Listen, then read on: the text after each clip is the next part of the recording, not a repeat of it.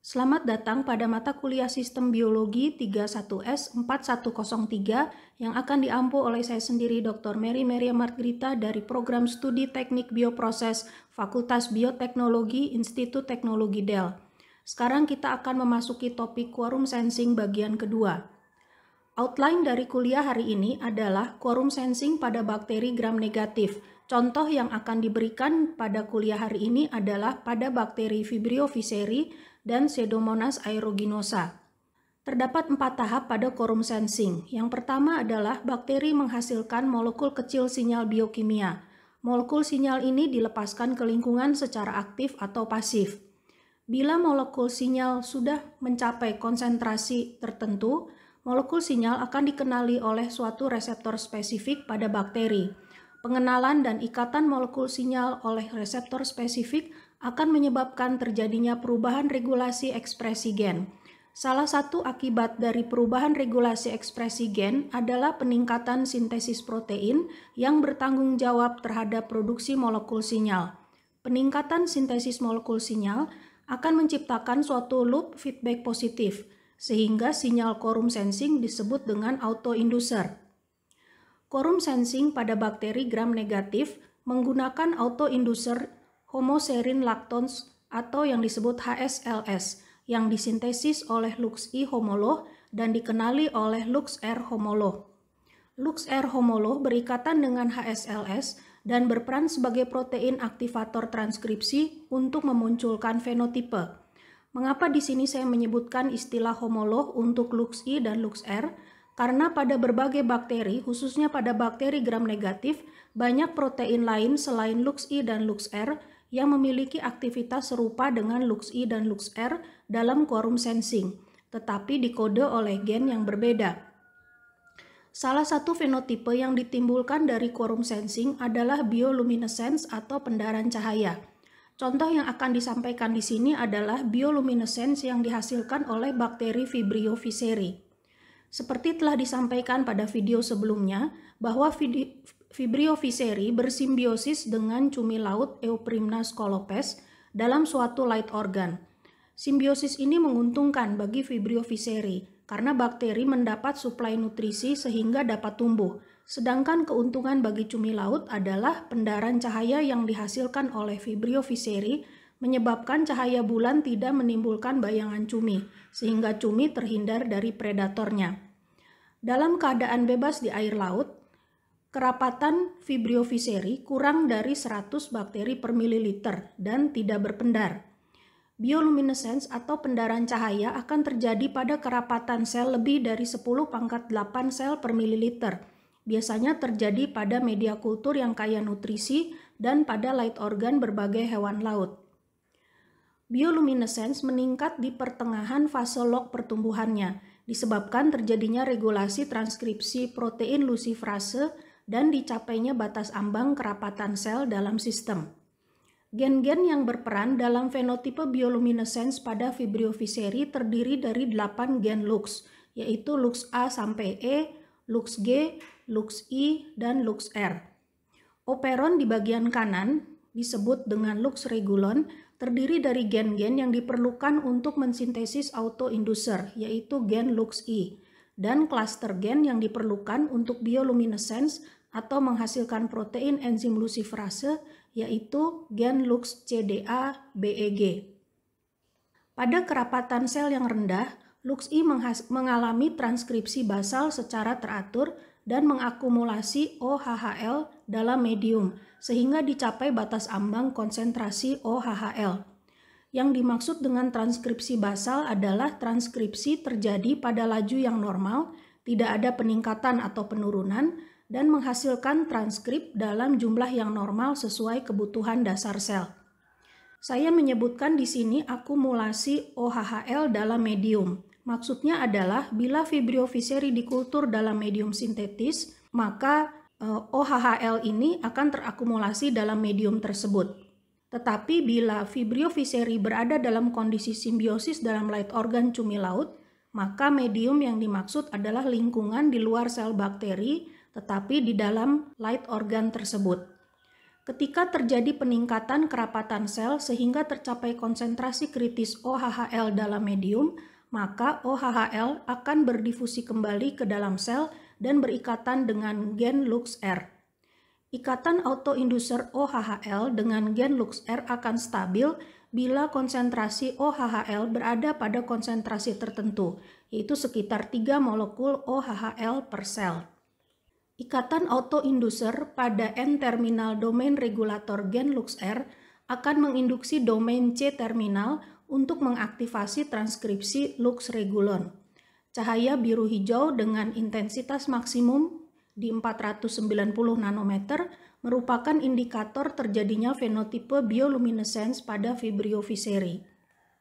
Gen LuxAB menghasilkan subunit alfa dan beta dari protein enzim luciferase. Gen LuxCDE menghasilkan kompleks enzim yang akan mensintesis substrat aldehid yang digunakan oleh luciferase.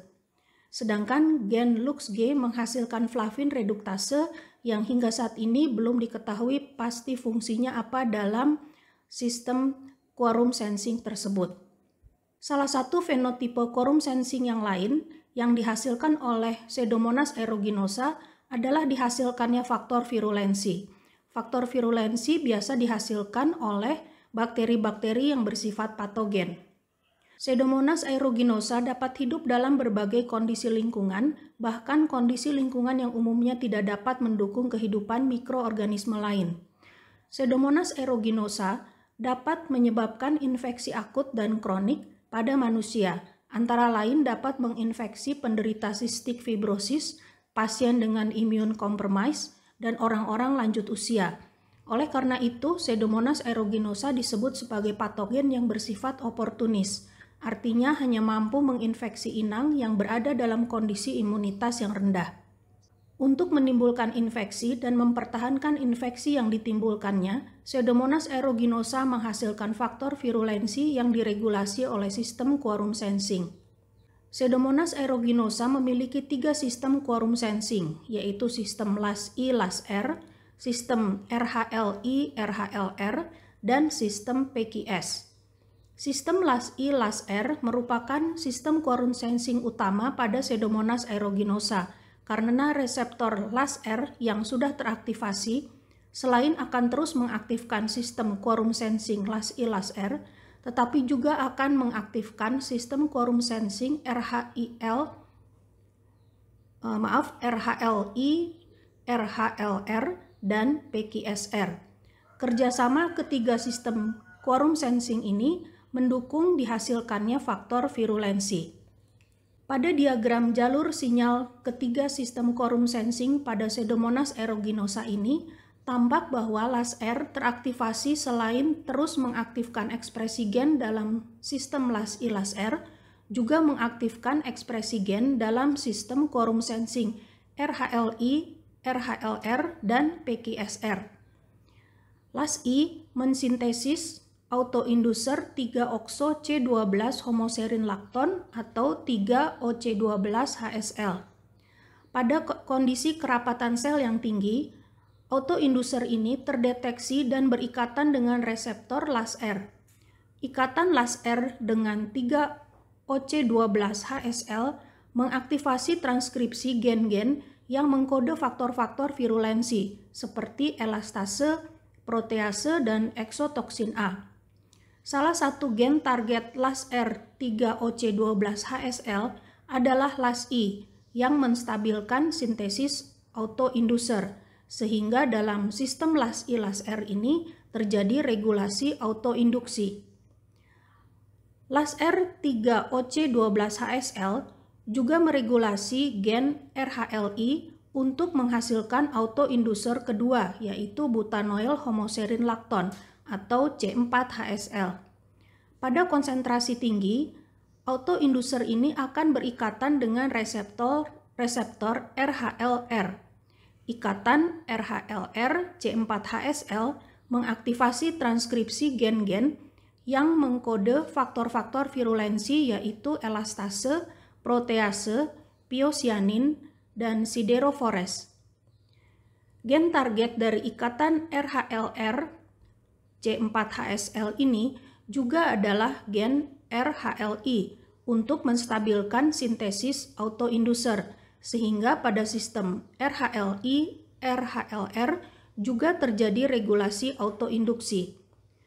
Pseudomonas aeruginosa juga menggunakan sistem PKS untuk mengontrol ekspresi gen faktor virulensi secara tidak langsung. PKS disintesis oleh PKSA sampai D dan PKSH, dan PKS dapat dideteksi dan berikatan dengan reseptor PKSR. Ikatan PKSR-PKS meregulasi autoinduksi sintesis PKS. Quorum sensing pada Pseudomonas aeruginosa berpotensi untuk dijadikan target pengobatan antimikroba yang baru karena quorum sensing mengontrol produksi faktor virulensi dan tidak terdapat homolog protein pada sistem quorum sensing Pseudomonas aeruginosa yang ditemukan pada manusia. Mengapa perlu dicari target pengobatan yang baru? Karena pengobatan menggunakan antibiotik selama ini sudah memunculkan banyak resistensi terhadap Pseudomonas aeruginosa. Reseptor LASR merupakan komponen paling awal pada jalur sinyal quorum sensing Pseudomonas aeruginosa, sehingga mengidentifikasi inhibitor LASR merupakan fokus utama. Ligan LASR adalah autoinducer 3OC12HSL. Untuk menghambat aktivitas reseptor LASR, beberapa peneliti melakukan modifikasi residu di bagian kepala atau ekor senyawa 3OC12HSL tersebut dan menghasilkan dua senyawa baru, yaitu senyawa nomor 1 dan nomor 2, yang mampu berkompetisi dengan 3OC12HSL untuk berikatan dengan reseptor LASR dan memiliki stabilitas ikatan yang lebih tinggi dalam kondisi biologis. Juga ditemukan inhibitor dari bahan alam, yaitu senyawa furanon, senyawa nomor 3, dan senyawa nomor 4, yaitu patulin, yang dimodifikasi lebih lanjut untuk meningkatkan efisiensinya. Senyawa nomor 5 sampai nomor 7 merupakan molekul kecil yang didesain sebagai inhibitor reseptor LASR. Hambatan yang mungkin timbul dalam mekanisme inhibisi aktivitas reseptor LASR adalah ditemukannya kecacatan struktur protein reseptor LASR pada beberapa bakteri Pseudomonas aeruginosa, sehingga menurunkan efisiensi dan stabilitas ligan kompetitor. Disebabkan insiden infeksi awal bergantung pada aktivitas quorum sensing LAS-I/LASR, maka penggunaan inhibitor LASR dapat dimanfaatkan sebagai tindakan pencegahan terhadap infeksi. Beberapa peneliti telah berhasil melakukan modifikasi terhadap molekul inhibitor reseptor LASR yang kemudian diketahui dapat berperan juga sebagai inhibitor reseptor RHLR melalui kompetisi dengan ligan autoinducer C4HSL. Molekul senyawa nomor 8 ini terbukti berpotensi sebagai inhibitor LASR dan RHLR. Dan terakhir yaitu molekul senyawa nomor 9 yang berhasil diisolasi dari bahan alam juga berperan sebagai inhibitor reseptor RHLR. Berikut ini adalah tugas yang harus kalian kerjakan dan disubmit ke e-course. Dalam tugas ini, kalian membandingkan mekanisme penurunan faktor virulensi oleh Pseudomonas aeruginosa dan berikan alasannya bila terapi digunakan. Yang pertama, terapi ini menggunakan molekul ligan nomor 1 dan nomor 8.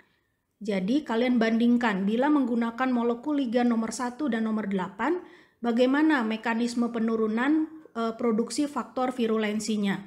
Demikian juga bila menggunakan molekul ligan nomor 3 dan nomor 9, kalian bandingkan mekanisme penurunan produksi faktor virulensinya.